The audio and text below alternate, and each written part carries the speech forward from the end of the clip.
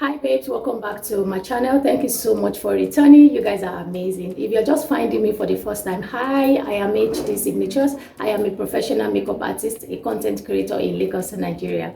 In today's video, as you can tell by the title, I am going to be discussing what makeup artists should know, what they should consider before getting a foundation for their kits. So if this sounds like what you are interested in, keep on watching and let's jump right into it.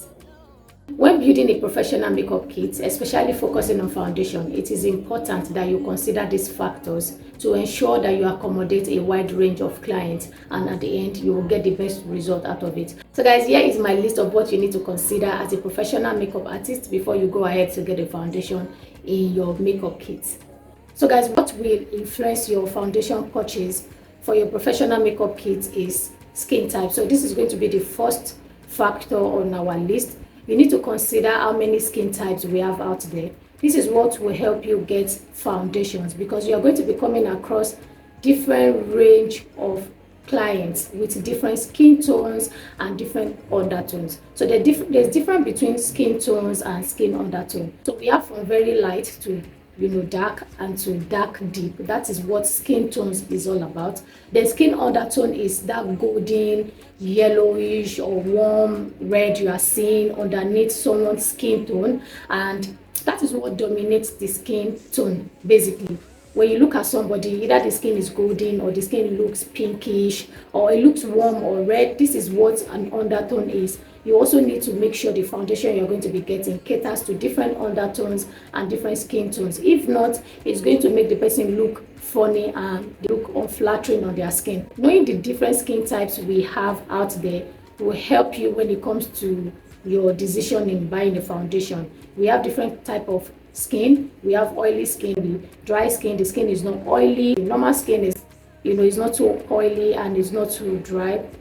It is just normal. Then combination skin is a part of the skin is dry and a part of the skin is oily. Then we have matured skin, we have sensitive skin. Sensitive skin, for that type of skin, you want to be careful when it comes to fragrances in products. Skin types will influence your foundation purchase. Third factor you need to consider when buying a foundation for your makeup kit is age range. You're going to be working with clients that are young, and you're also going to be working with clients that are older, matured skin, and this age range comes with different skin consents and makeup preference. The fourth factor is going to be coverage levels. We have sheer coverage, which your skin will still be showing through. It's going to be looking like you're not wearing any foundation, but it's going to give you a flawless look. But if you have pores, you have blemishes, you have dark spots, be rest assured that these are going to be showing through. It's going to be showing really well under sheer foundation, sheer coverage foundation. It's going to just take a sheer coverage foundation as a see-through cloth. We have medium coverage. Medium coverage to an extent will cover your blemishes on your skin, but it's not going to give you a total coverage, but it's going to give you a minimum coverage, something you can basically be comfortable in your skin with. So it's just going to give you that really flawless look, and it's not going to give you that 100% coverage. Then the third one is full coverage. Full coverage is what will give you a total maximum coverage. This type of coverage is going to cover up everything you have on your skin.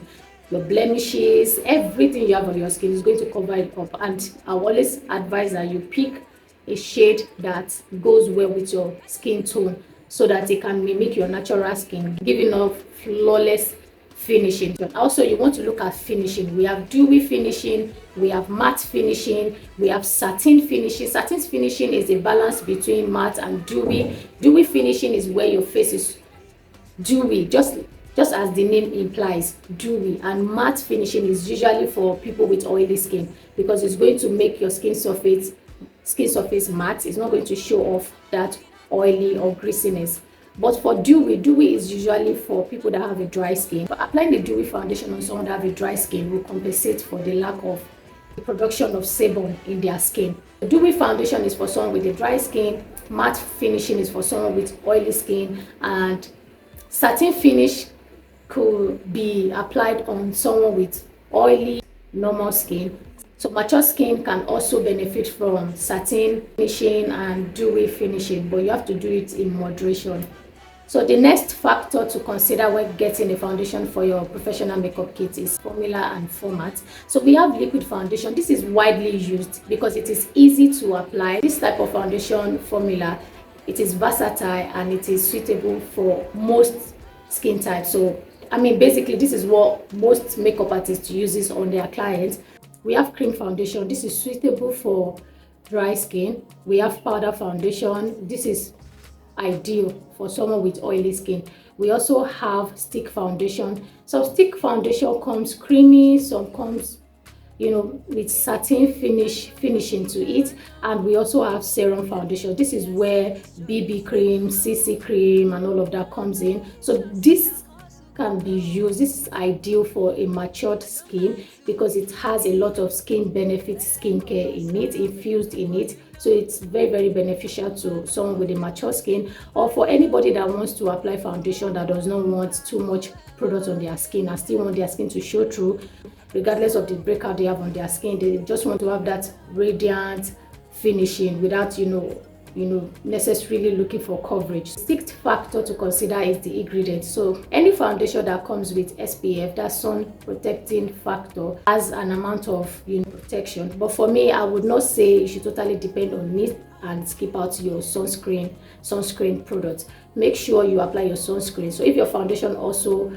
has sun protection in it, that is an added advantage, but don't substitute it for a proper sunscreen. Some foundation comes with skincare benefits like salicylic acid. This is for someone with oily skin or acne prone skin, anti-aging and antioxidants. So this, or hyaluronic acid, these are for someone with a dry skin or someone with a matured skin. I lost count of the points already. So the next factor you need to consider when getting a foundation for your professional makeup kit is long wear and transfer resistance. This factor is what you need to consider when you are rendering a service on someone that is going to be out for a very long period of time, that might not have the time to touch up, or someone that would probably be in an event, hugging people, meeting people, greeting people, bride for example. Long wearing foundation are the type that you wear for a long period of time without touch up and it will still stay in place.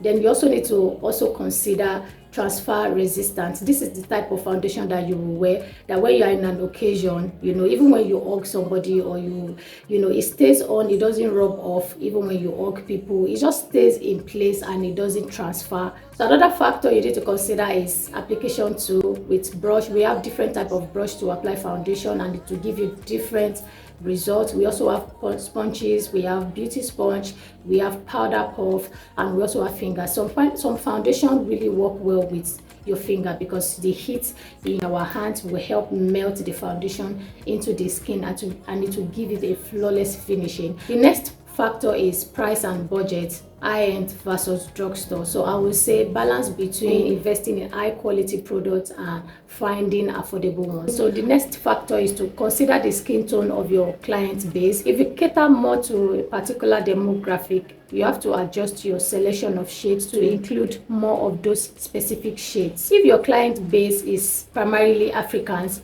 focus your foundation on shades that cater to deeper skin tone and variety of skin undertones among Africans. So if you are going to be selecting a foundation, for instance, if a brand carries foundation shade from 1 to 10, you don't have to necessarily buy the whole shade. Let me teach you what to do. When you already know your client base, their demographic, and you already know their undertones, then when you are choosing the foundation from this brand and the brand carries a foundation from number 1 to 10, so what you need to do is to pick foundation from 1, skip out the middle colors. That's, you pick 1, you pick 3, you pick 5, you pick 7, you pick 9. Skip the colors in between because you can always mix the first color with the second color or the third color you picked to get the middle color. And you also want to invest in lighter foundation or a form of mixing capability like color corrector, like this one in this flash palette. You can always change the undertone. You can always adjust the foundation. If it's too light, you can make it a little bit darker. If it's not as dark as what you want, you can always mix it with a dark shade here just to give you the deep color you want. If your client base is African demographic. So guys, this is the end of today's video. If you find these tips helpful, please don't forget to share, don't forget to comment, and don't forget to leave me a thumbs up. I would like to hear from you guys in the comment section. Thank you so much for watching. I'll see you guys in the next one. Bye guys.